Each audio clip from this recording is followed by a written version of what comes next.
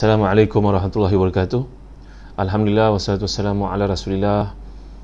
Innal hamdalillah nahmaduhu wa nasta'inuhu wa nastahdihi wa nastaghfiruh wa natubu ilaihi wa natawakkalu alaihi wa na'udzu billahi min syururi anfusina wa sayyiati a'malina. May yahdihillahu fala mudilla lahu wa may yudlil fala hadiya lahu. Allahumma salli wa sallim wa barik ala Muhammad wa ala ali Muhammad kama sallaita wa sallamta wa barakta ala Ibrahim wa ala ali Ibrahim fil alamin innaka Hamidum Majid. Amma ba'd. Para penonton yang dimuliakan Allah sekalian, alhamdulillah syukur pada Allah SWT. Pada malam ni kuliah kita adalah berkaitan dengan surah Al-Mulk. Surah yang merupakan surah Makkiyah yang diturunkan oleh Allah SWT sebelum nabinya Muhammad sallallahu alaihi wasallam dan para sahabat berhijrah ke Madinah. Jadi surah ni dinamakan sebagai surah Al-Mulk, dan kita tahu penamaan satu surah itu adalah ketetapan daripada Allah SWT. Ia merupakan satu benda bersifat tauqifi, sebagaimana susunan surah, sebagaimana kedudukan ayat, sebagaimana nama-nama surah, ia merupakan tauqifi, ialah ketetapan daripada Allah SWT seperti yang dibincang oleh para ulama dalam kitab, dalam ilmu ulumul Quran.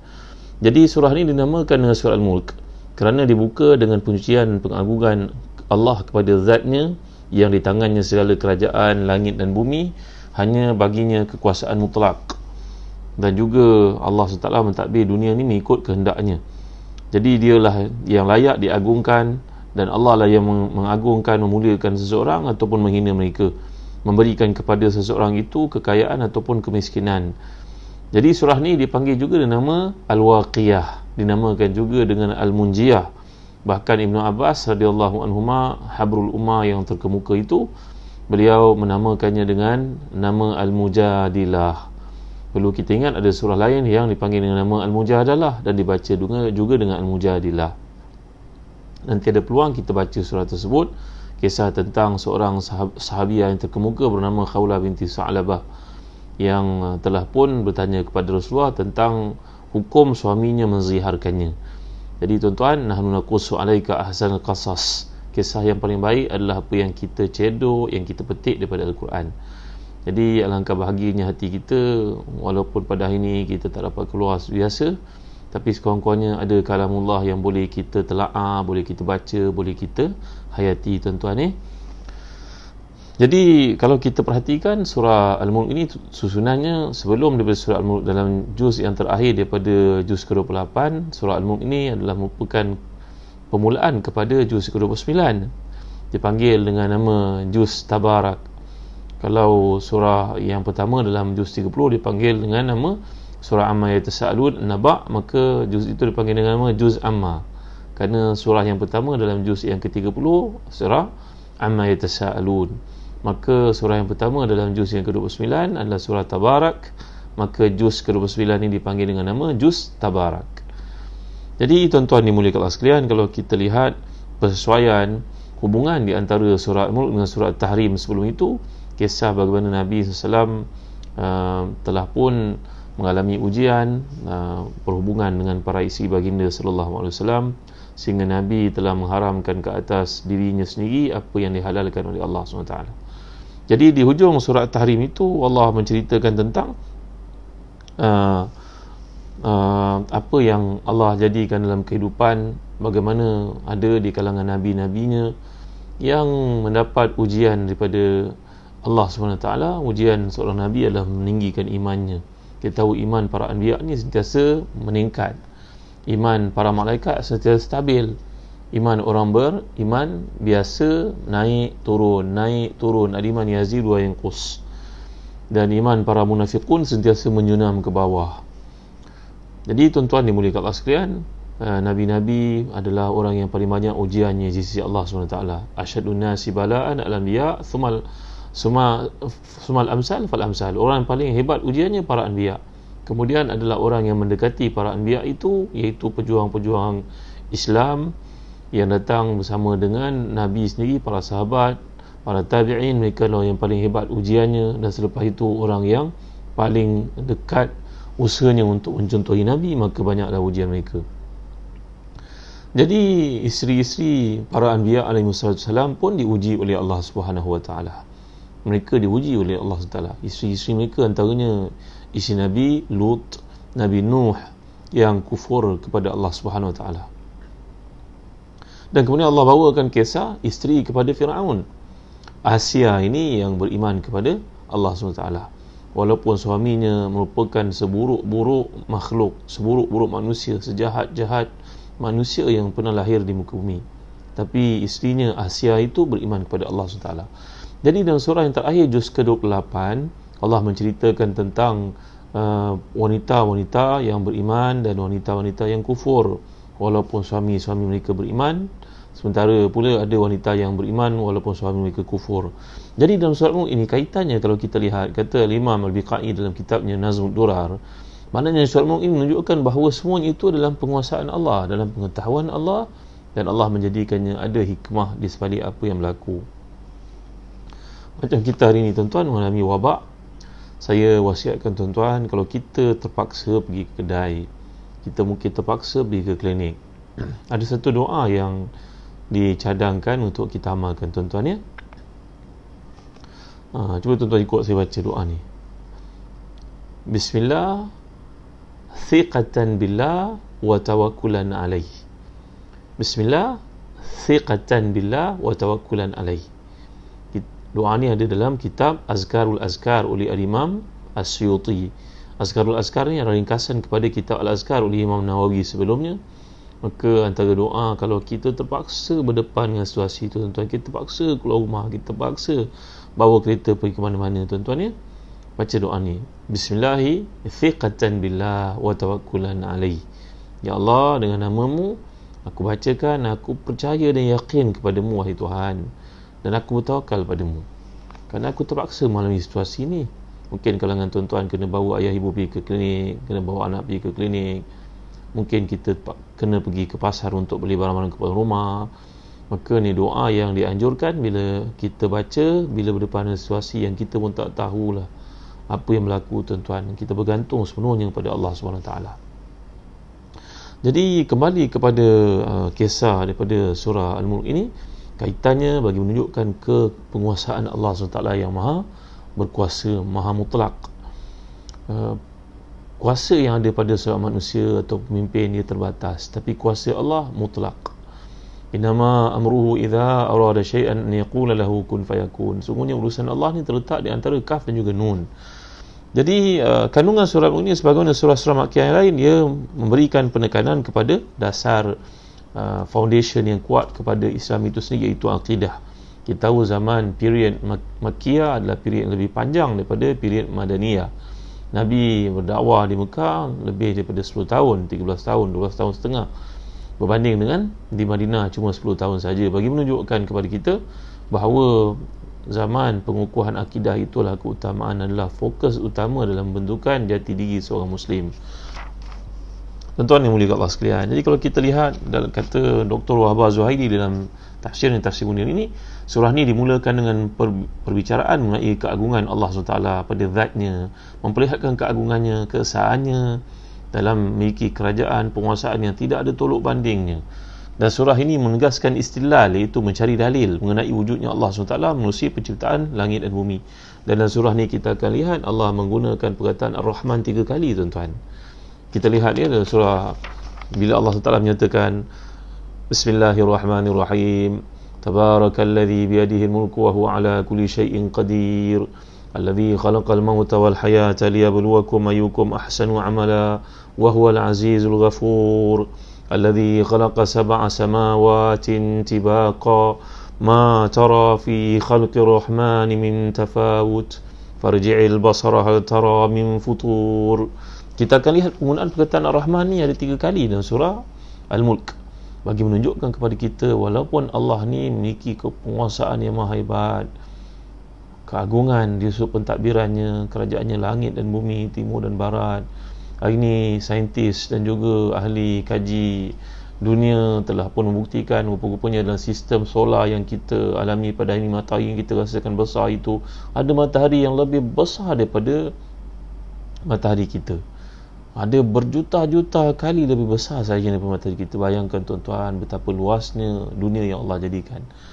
Jadi dalam pentadbiran, dalam kekuasaan ilmu Allah ni, Allah menyertakan dalam pentadbirannya kasih sayang tuan-tuan dimuliakan Allah sekalian.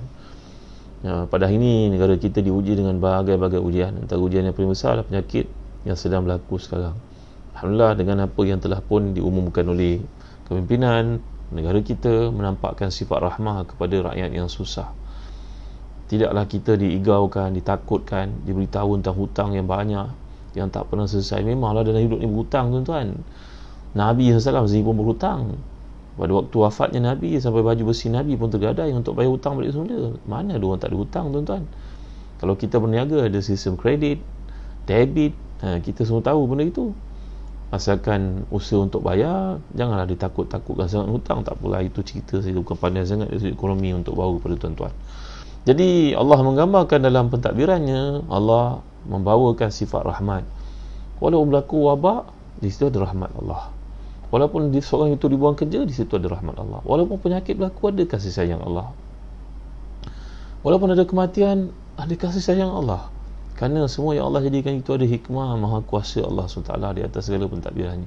Itu sebab antara doa yang penting yang kita kena amalkan selalu tuan-tuan, waktu stres seperti sekarang ni, hafallah doa ni. Kerana Nabi mengajarkan innahu haqq, ia satu kebenaran. Doa ni panjang tuan-tuan ya.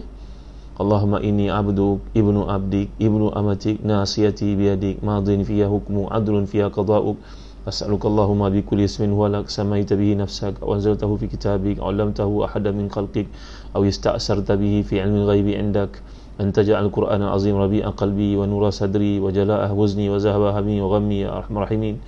Doa ni maksudnya, Allah, aku ni hamba-Mu, anak kepada hamba lakimu, anak pada hamba perempuanmu. Ubun-ubunku ini berada dalam genggamanmu, wahai Tuhan. Tetap segala keputusanmu terhadapku, adil segala-galanya yang kau buat untuk kami, wahai Tuhan. Aku mohon kepadamu ya Allah, dengan segala nama yang kau miliki, nama-nama yang agung, yang hebat, yang aku tahu cuma 99 ataupun lebih sedikit itu, selain daripada yang kau simpan di sisimu, kerana tidak layaknya aku untuk mengetahuinya, ataupun kau ajar kepada sesetengah orang di kalangan hamba-Mu yang terpilih untuk mengetahuinya, ataupun kau simpan di sisimu, kerana tidak layak kami untuk mengetahui nama yang sangat mulia itu. Kami mohon kepadamu ya Allah, dengan segala kebaikan itu, nama-nama-Mu yang agung itu, sifat-sifat-Mu yang maha terpuji, agar hilangkanlah keresahan dalam hati, hilangkanlah rasa susut, rasa keluh kesah dalam diri ini, lapangkan diri dengan Quran, wahai Tuhan, hiburkanlah diri ini. Barulah saya faham hadis Nabi SAW, kalau seseorang itu bangkit daripada tidur, dia ada tempat tinggal, dia ada makan untuk nikmati, dia ada makanan untuk dia menikmati, sungguhnya dia telah diberi segala kebaikan yang ada di dunia. Betul tuan ya?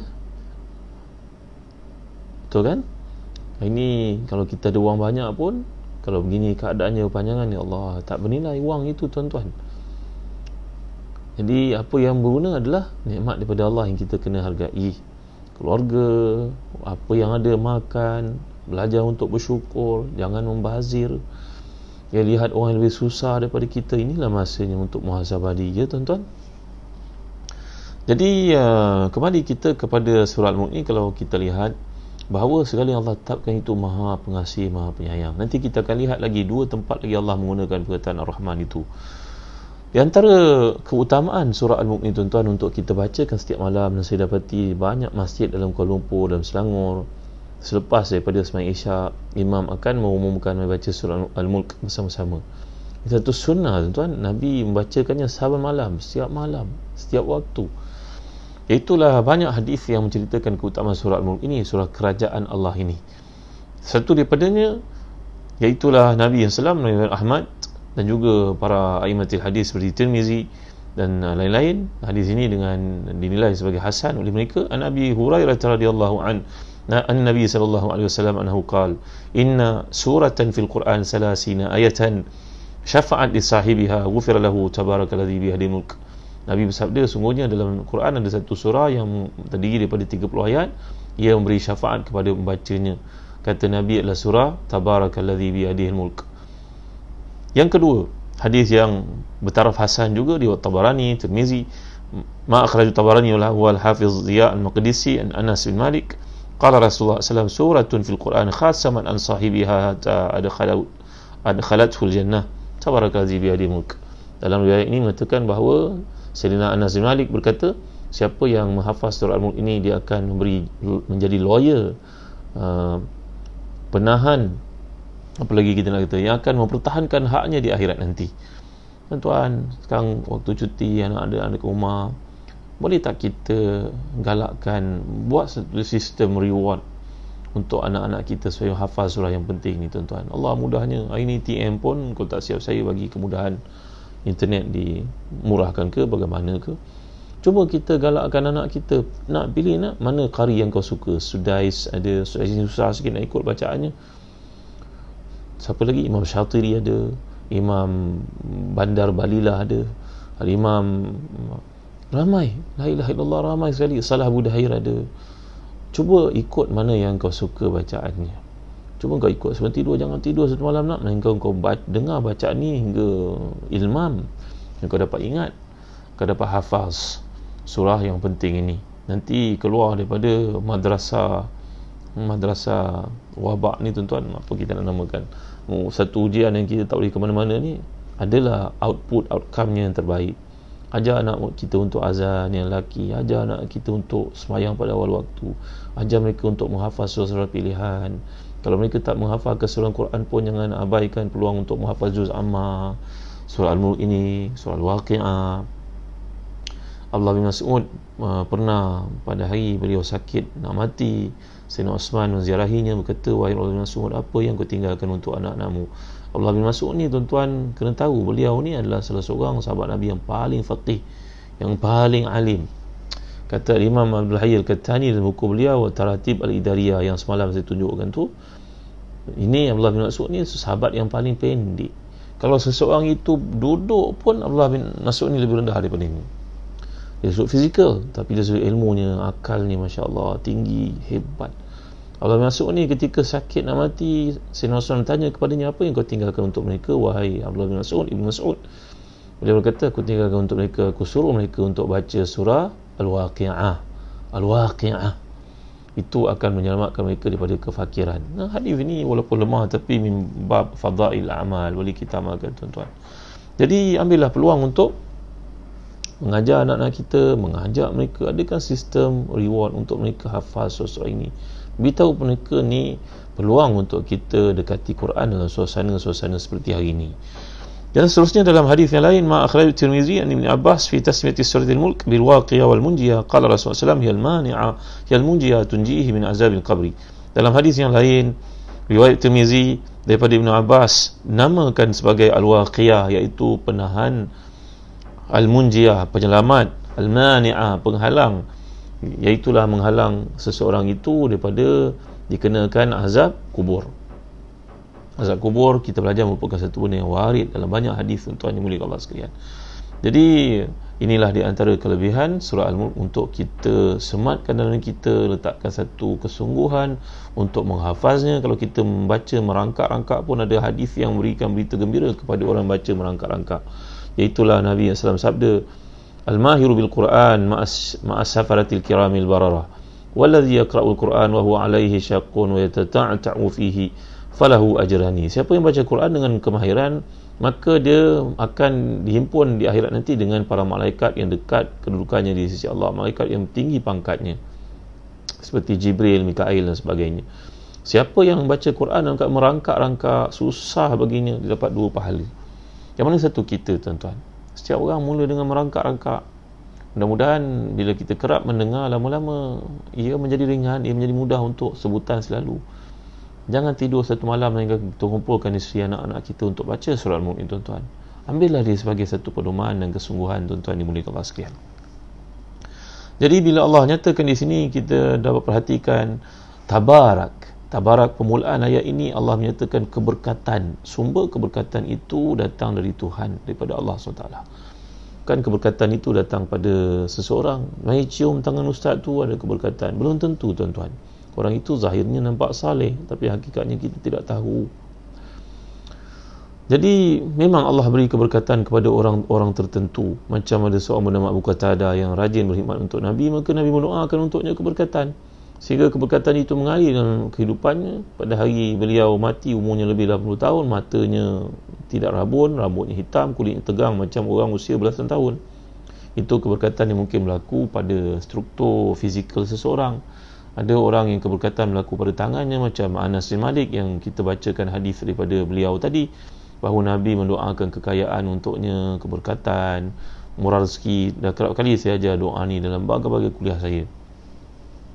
Ya tuan-tuan, besok saya ajar pada tuan doa ni. Ya.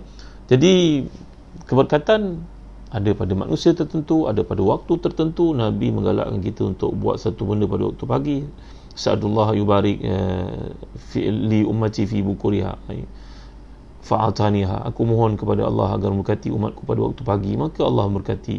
Maka kita disuruh untuk memulakan kerja pada waktu pagi, galakkan anak untuk tidur awal, bangun awal. Itu adalah sumber keberkatan sebenarnya. Lagi mungkin keberkatan diberikan kepada permukaan satu tempat, permukaan bumi, yang telah kita baca dalam surah Al-Isra' yang lalu, bila Allah menyatakan Bismillahirrahmanirrahim, Subhanalladzi asra bi 'abdihi lailan minal masjidil haram ila al-masjidil aqsa alladzi barakna hawlahu. Jadi Allah menyatakan, Maha suci Allah yang telah menggerakkan hamba-Nya pada waktu malam dari bumi penuh barakah Mekah menuju ke bumi yang penuh barakah, iaitu Masjid Aqsa, Palestin, yang kami berkati kawasan sekeliling ini. Jadi bumi-bumi yang penuh berkat ni pun ada, tempat-tempat keberkatan pun ada. Ya tuan-tuan rahmati dan dikasihi sekalian. Jadi ini antara perkara-perkara yang baik untuk kita kongsikan, tuan-tuan rahmati dan dikasihi sekalian. Jadi ada setengah-setengah tempat yang dijadikan keberkatan padanya, seperti bumi, seperti rumah orang saleh, seperti disebut perkuburan orang-orang saleh. Tapi jangan sampai jadi orang menyembah kubur, tuan-tuan. Ini keberkatan kadang-kadang ada diberikan oleh Allah SWT kepada satu tempat yang kita pun tidak tahu. Jadi di sini Allah menjelaskan kepada kita tentang keberkatan yang ada itu milik Allah sepenuhnya, dan Allah akan berikan kepada siapa yang dikehendaki. Dia Maha berkuasa atas segala sesuatu. Allah menjadikan kematian dan kehidupan untuk menguji kamu. Untuk menguji kamu siapa di antara kamu yang lebih baik amalannya. Wa huwal azizul ghafur. Dia Maha perkasa lagi Maha pengampun. Alladzi khalaqa sab'a samawatin tibaqa. Dia menciptakan 7 langit berlapis-lapis. Ma tara fi khalqir rahmani min tafawut. Kamu tidak akan lihat dalam penciptaan Ar-Rahman itu sebarang kekurangan, tidak seimbang. Farji'il basara hal tara min futur. Maka lihatlah sekali lagi, adakah kamu mendapati padanya ada sebarang kecacatan? Tidak ada, tuan-tuan. Tidak ada kecacatan pada ciptaan Allah SWT. Kata Imam Ghazali dan Ihyamuddin, lihatlah pada penciptaan kita sendiri. Allah jadikan jari 5. Kenapa yang ni kecil? Kenapa yang ni paling besar? Kenapa yang ni tidak sama lurus seperti jari yang lain? Kalau jari ini lurus macam jari yang lain, maka kita tak boleh nak pegang apa-apa, tuan-tuan. Tapi Allah jadikan dia boleh bengkok lain daripada jari yang lain. Kenapa Allah jadikan bulu mata kita ni, apa dia panggil ni, kening di atas? Kenapa tak jadikan di bawah? Kenapa rambut kita panjang tapi kening ni tak panjang-panjang? Kenapa mulut kita di bawah? Kenapa Allah jadikan lubang hidung ada 2, tuan-tuan? Bibir ini syafatain, bibir atas, bibir bawah. Ini terbukti Allah menyatakan 2 bibir, rupanya bibir atas dan bibir bawah itu berlainan walaupun nampak zahirnya sama. Ini di antara kehebatan ciptaan Allah untuk diperhatikan.